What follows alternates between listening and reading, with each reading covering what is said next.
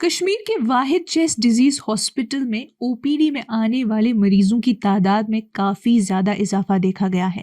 پہلے سالوں میں یہ تعداد عام طور پہ 15 سے 20% ہوتی تھی، لیکن اس سال لمبی خشکی اور سردی کی وجہ سے یہ اضافہ 30 سے 40% تک پہنچ گیا ہے۔ سکمز سورا میں بھی آنے والے مریضوں کی تعداد میں 30% اضافہ ہوا ہے۔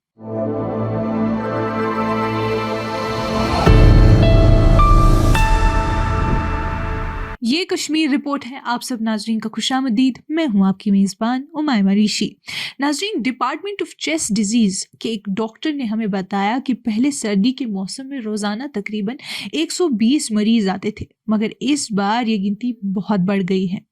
انہوں نے ہم سے کہا کہ یہ موسمی انفیکشن ہوتا ہے اور اس کا علاج کرنے کے لیے اینٹی بایوٹکس کی ضرورت نہیں، بلکہ عام سی دواؤں سے یہ ٹھیک ہو جاتا ہے، اور یہ موسم وائرس کے پھیلنے کے لیے بہت موزون ہوتا ہے۔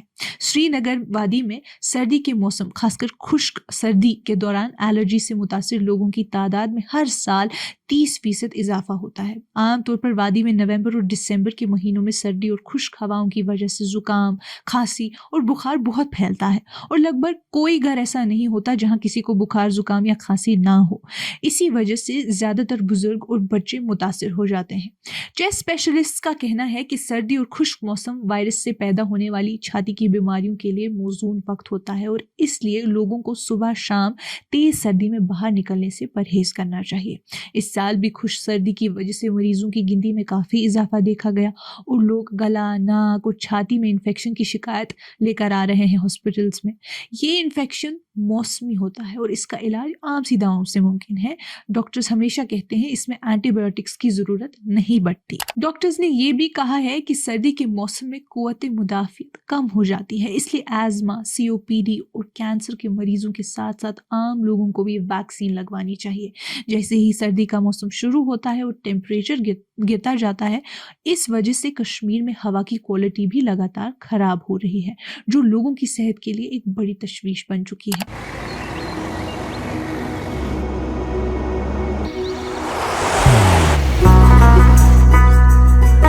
محبت وہی جو دل سے ہو، عبادت وہی جو دل سے ہو، دعا وہی جو دل سے نکل آئے، بات وہی جو دل سے کہی جائے، دوست وہی پکا جو دل سے ساتھ نبھائے، رشتہ وہی بے جوڑ جو دل سے جوڑا جائے۔ دل سے ہی تو ہوتے ہیں ارادے چٹان سے، دل سے ہی تو بنتے ہیں گھر خالی مکان سے۔ دل سے بنی ہر چیز پشتوں تک چلتی ہے، اس لیے خیبر سیمنٹ کا ذرہ ذرہ دل سے بنا ہے، تاکہ آپ جو کچھ بھی بنائیں دل سے بنائیں۔ خیبر سیمنٹ، دل سے بناؤ۔ ماہرین ماحولیات اور ڈاکٹرز کا کہنا ہے کہ لمبی خشکی، ٹریفک کے دھوئیں، بایو ماس جلانے اور انڈسٹریز کے پولیوٹنٹس کی وجہ سے پولیوشن بڑھ گیا ہے، خاص کر شہری علاقوں میں۔ لوگوں نے وادی کے کئی علاقوں میں ایک نمایاں دھند کی تہ دیکھنے کی شکایت کی ہے، جبکہ ایئر کوالٹی مانیٹرز نے پچھلے کچھ دنوں میں PM 2.5 اور PM 10 کی سطح ہمیشہ سیف لمٹ سے اوپر ریکارڈ کی ہے۔ ایئر پولیوشن کی سطح بہت زیادہ ملی، PM 10 یعنی 136 سے 243 مائکروگرام پر کیوبک میٹر، PM 2.5 یعنی 86 سے 167 مائکروگرام پر کیوبک میٹر کے بیچ، جو WHO کی سیف لمٹ سے کافی اوپر ہے۔ ڈاکٹرز نے کہا ہے کہ اس کا اثر صرف سانس کی بیماریوں تک محدود نہیں ہے۔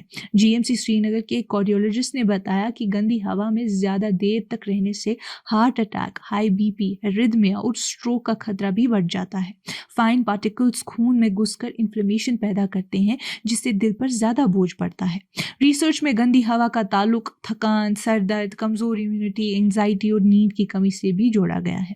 ماحولیاتی افسروں نے بتایا ہے کہ ہوا کی خرابی کئی چیزوں کا نتیجہ ہے: بارش کا نہ ہونا جو دھول کو بیٹھا دیتی ہے، ٹریفک کا بڑھتا بوجھ، کچرا جلانا، پلاسٹک اور بایو ماس دونوں، اور سردیوں میں کول بخاریوں اور لکڑی کا استعمال اور کنسٹرکشن سائٹ سے اٹھتی دھول۔ ایک افسر نے ہمیں اس سلسلے میں بتایا کہ وادی کو سخت مانیٹرنگ اور لمبی پلاننگ کی ضرورت ہے۔ جب تک ہم شہری علاقوں کو سسٹینیبل طریقے سے مینج نہیں کرتے اور ایمیشنز کم نہیں کرتے ہر سال سردی میں ہوا اور خراب ہوتی رہے گی۔ فی الحال ڈاکٹرز نے لوگوں کو مشورہ دیا ہے کہ وہ اپنا احتیاط بڑھائیں، صبح اور شام کے وقت باہر نکلنے سے گریز کرے کیونکہ پولیوشن اس وقت پیک پر ہوتا ہے۔ دھندلے دنوں میں کھڑکیاں بند رکھے، باہر جاتے وقت N95 اور KN95 ماسک پہنے، زیادہ پانی پیے تاکہ ٹاکسنس باڈی سے نکال سکیں، اور گھروں میں ایئر پیوریفائرز کا استعمال کرے، خاص کر ان لوگوں کے لیے جو ایزما، ہارٹ ڈیزیز یا کرونک لنگ ایشوز رکھتے ہیں۔ ناظرین، یہ تھی سردی کی کہانی۔ آج کی اس کشمیر رپورٹ میں اتنا ہی، باقی مزید معلومات کے لیے بنے رہیے کشمیر لائیو کے ساتھ۔